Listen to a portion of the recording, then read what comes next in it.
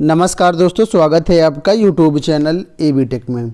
आज है दोस्तों 25 दिसंबर 2020 और जान लेते हैं आज की महत्वपूर्ण खबरें जो आज के प्रमुख समाचार पत्रों पर छाई हुई हैं और आप लोगों के लिए बहुत ही इम्पोर्टेंट है। सबसे पहले बात करेंगे असिस्टेंट प्रोफेसर भर्ती को लेकर के। लेकिन प्रतीक्षा सूची के अभ्यर्थी 25 तक डेटा सबमिट करें।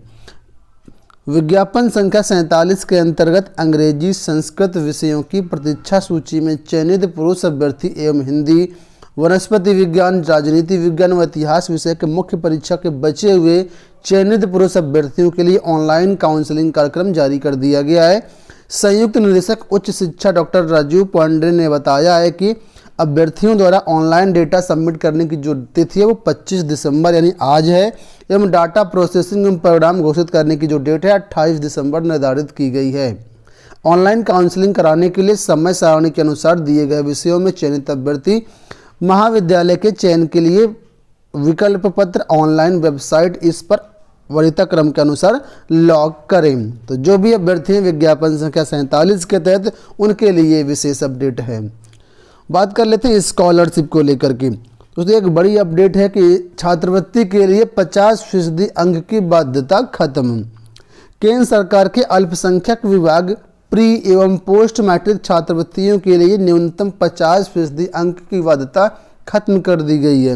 अभी तक जिसके 50% से ज़्यादा नंबर होते तो वही फॉर्म भर पाते थे, लेकिन अब ऐसा कोई बाउंडेशन नहीं, 50% से नंबर कम है तब भी आप फॉर्म भर सकते हैं। लिखा है जिला अल्पसंख्यक कल्याण अधिकारी शिवप्रकाश तिवारी ने बताया कि रिन्यूअल के अलावा नए विद्यार्थियों के लिए भी यह बाध्यता खत्म कर दी गई है। शिक्षण संस्थाओं के इसी आधार पर पंजीकरण कराने के लिए कहा गया है। ठीक है, बात कर लेते हैं एसएससी अपडेट की। तो लिखा है 4 से 22 जनवरी तक किया जाएगा सत्यापन। एसएससी के अंतर्गत जो एमटीएस 2019 परीक्षा के अभ्यर्थी हैं उनका जो शैक्षिक दस्तावेजों का सत्यापन है उसके एडमिट कार्ड जारी कर दिए गए हैं और ये एडमिट कार्ड जो हैं आप लोग हमारी वेबसाइट governmentjobcenter.com से डाउनलोड कर सकते हैं। इनका जो दस्तावेजों का सत्यापन है 4 से लेकर के 22 जनवरी 2021 तक किया जाएगा। बात कर लेते हैं एसएससी की एक और अपडेट के बारे में, स्टेनोग्राफर परीक्षा के बारे में। तो लिखा है 2019 में नहीं दिख रहा अभ्यर्थियों में उत्साह, यानी स्टेनोग्राफर परीक्षा 2019 की बात हो रही है यहाँ पर। इसमें उत्साह अभ्यर्थियों का नहीं दिख रहा है। नैनी के सेंटर में यहाँ पर परीक्षाएं चल रही थी। 22 से 24 दिसंबर के बीच परीक्षाएं हुई हैं और अब तक देखा जाए तो दोस्तों एसएससी की ओर से या किसी अन्य परीक्षा की ओर से सबसे कम उपस्थिति यहाँ पर दर्ज की गई है। मात्र 29% उपस्थिति दर्ज की गई है। 1,45,896 अभ्यर्थियों में से सिर्फ 42,533 अभ्यर्थी परीक्षा में शामिल हुए हैं। बात कर लेते हैं टीजीटी पीजीटी 2020 को लेकर के एवं जो तदर्थ शिक्षक इस भर्ती में शामिल हो रहे हैं उनको लेकर के। तो लिखा है चयन बोर्ड तदर्थ शिक्षकों को परीक्षा से राहत के आसार नहीं।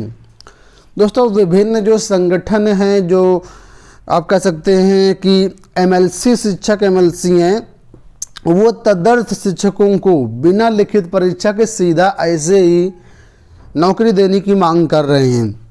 यहाँ पर आप लोग देख सकते हैं लिखा है कि शिक्षक एमएलसी ध्रुव त्रिपाठी ने उप मुख्यमंत्री को पत्र भेजकर शिक्षकों को परीक्षा में शामिल न करने की गुहार लगाई है। उन्होंने सरकार को 3 बिंदु सुझाए हैं जिनके माध्यम से तदर्थ शिक्षकों को बिना परीक्षा में शामिल किए नियमित किया जा सकता है। तो कुछ ऐसे शिक्षक हैं एमएलसी हैं जो तदर्थ शिक्षकों को बिना टीजीटी पीजीटी परीक्षा में शामिल हुए ही उनको परमानेंट करने की बात कर रहे हैं, नियुक्त करने की बात कर रहे हैं। लेकिन दोस्तों ऐसा होने वाला नहीं है। तदर्थ शिक्षकों को परीक्षा राहत का कोई भी आसार नहीं है।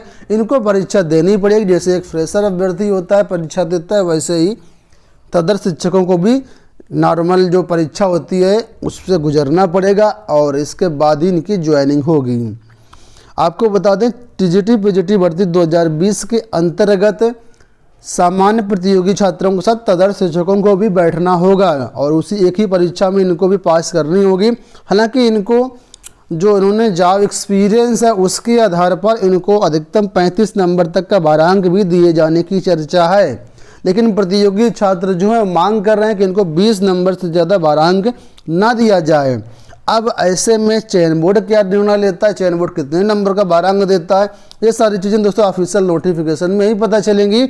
और ऑफिशियल नोटिफिकेशन इसी माह दिसंबर के अंत तक आने की पूरी संभावना है। यहाँ पर भी लिखा है संशोधित विज्ञापन जल्द जारी होने के संकेत है और नए साल से ऑनलाइन आवेदन शुरू हो जाएंगे।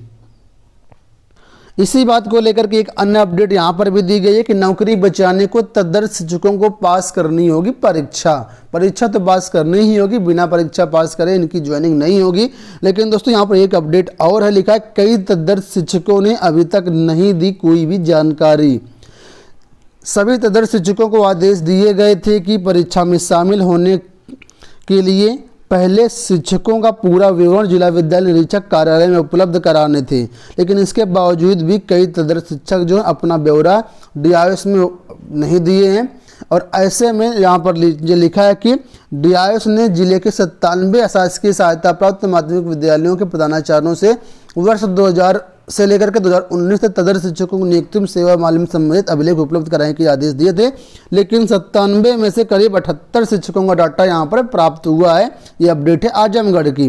तो इसी तरीके से तो हर जिलों का हाल है, अधिकतर तदर्थ शिक्षकों ने अपना डाटा उपलब्ध नहीं कराया है।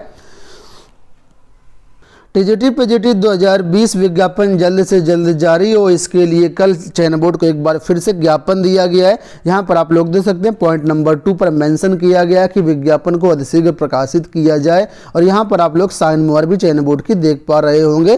प्रतियोगी मोर्चा की तरफ से यहाँ पर एक बार फिर से ज्ञापन दिया गया है। उम्मीद तो यही है कि विज्ञापन इसी माह दिसंबर के अंत तक जारी कर दिया जाएगा। बात कर लेते हैं LT ग्रेड को लेकर के, लिखा है ओवरएज अभ्यर्थियों पर जल्द ही निर्णय लेने का आश्वासन दिया। प्रतियोगी मोर्चा के नेतृत्व में LT भर्ती के अभ्यर्थियों ने लोक सेवा आयोग पर धरना दिया। इस दौरान कई प्रशासनिक अधिकारी तथा फोर्स मौजूद रहा। आयोग की तरफ से मीडिया प्रभारी पुष्कर श्रीवास्तव ने मोर्चा संयोजक विक्की खान अनिल उपाध्याय से बात की और कहा कि जो ओवरएज अभ्यर्थी हैं इन पर जल्द ही निर्णय लिया जाएगा। जो LT grade Hindi social science का काउंसलिंग वगैरह है, ज्वाइनिंग वगैरह, उन पर भी विचार किया जाएगा। ठीक है, तो फिलहाल ये अपडेट निकल के आई है। बात कर ले रहे हैं रक्षा मंत्रालय की। रक्षा मंत्रालय में जो नौकरी करने वाले अभ्यर्थी हैं उनमें एक बड़ा परिवर्तन होने जा रहा है। तो यहाँ पर देख सकते हैं लिखा है कि 2 वर्ष की होगी परीक्षा अवधि। दोस्तों जैसे ही आप लोगों की ज्वाइनिंग होती है उसके बाद 1 साल तक परीक्षा अवधि होती है, कहीं पर 2 साल की होती है। तब रक्षा मंत्रालय ने ये कहा रहा है कि हम भी इसमें जो परीक्षा अवधि होती है उसको 2 साल करने जा रहे हैं। इसके लिए इस पर सुझाव मांगे, यानी कोई भी कर्मचारी अगर रक्षा मंत्रालय में जॉब पाता है तो 2 साल वो प्रोबेशन पीरियड से गुजरेगा, 2 साल उसकी परीक्षा रहेगी। उसके बाद अधिकारी के संतुष्ट होने पर परीक्षा काल में सेवा दे रहे कर्मचारी को नियमित किया जाएगा। तो रक्षा मंत्रालय में इस तरह के सुझाव मांगे गए हैं। बात कर लेते हैं यूपी बोर्ड को लेकर के, लिखा है 9वीं 11वीं विद्यार्थी 10 जनवरी तक लेंगे प्रवेश। तो जो भी अभ्यर्थी छूट गए हैं, अभी तक 9वीं और 11वीं कक्षाओं में प्रवेश नहीं लिए हैं, उनके लिए एक बार यूपी बोर्ड ने फिर से डेट बढ़ा दी गई है। विद्यार्थी 10 जनवरी तक अपना प्रवेश ले सकते हैं। इसमें कोई दिक्कत अब विद्यार्थियों को नहीं है कि इसमें हालांकि लेट पेमेंट वगैरह जरूर लगेगा। PCS 2020 और 2019 को लेकर के एक बड़ी अपडेट आ रही है। आप लोग जानते हैं हाल ही में अभी PCS 2019 का रिजल्ट जारी किया गया है और PCS 2000 मेंस की जो परीक्षा है वो जनवरी में प्रस्तावित है। ऐसे में अभ्यर्थी ये सोच रहे थे कि 2019 का अगर फाइनल रिजल्ट आ जाता है तो 2020 के अभ्यर्थियों को राहत मिल जाएगी, लेकिन अब इनको राहत मिलने की कोई भी आसार नहीं दिख रहे हैं, क्योंकि दोस्तों PCS 2019 का जो रिजल्ट है वो 26 जनवरी के बाद कराया जाएगा, यानी PCS 2020 परीक्षा के बाद कराया जाएगा। इसलिए इनके चयन के अवसर अब नहीं बढ़ेंगे। कारण इसका दोस्तों ये है कि जनवरी के स्टार्टिंग में सिविल सेवा की परीक्षा, सिविल सेवा प्रारंभिक परीक्षा है और उसके बाद जो है PCS 2020 की मेंस परीक्षा है। ऐसे में टाइम ही नहीं मिलेगा अभ्यर्थियों को PCS 2019 का इंटरव्यू कराने के लिए। तो वही लोक सेवा आयोग ने यहाँ पर बताया है कि जनवरी के शुरुआत में सिविल सेवा मुख्य परीक्षा प्रस्तावित है, इसके बाद 21 से 25 जनवरी तक PCS 2020 की मुख्य परीक्षा प्रस्तावित है। ऐसे में PCS 2019 का जो इंटरव्यू 26 जनवरी के बाद ही शुरू कराया जा सकेगा। जगदीश सचिव UPSC, ठीक है, तो 26 जनवरी के बाद ही इंटरव्यू कराए जाएंगे। बात कर लेते हैं काशी विद्यापीठ को लेकर के। काशी विद्यापीठ में दोस्तों कई सारे नए कोर्स शुरू होंगे और अन्य जो पुराने कोर्स थे जो संशोधित कोर्स भी किए गए हैं। यहाँ पर लिखा विद्या परिषद की बैठक में नए कोर्सों के साथ कई संशोधनों को दी गई मंजूरी। लिखा है महात्मा गांधी काशी विद्यापीठ में बृहस्पतिवार को विद्या परिषद ने नए कोर्स के साथ कई संशोधन लागू कर दिए गए हैं।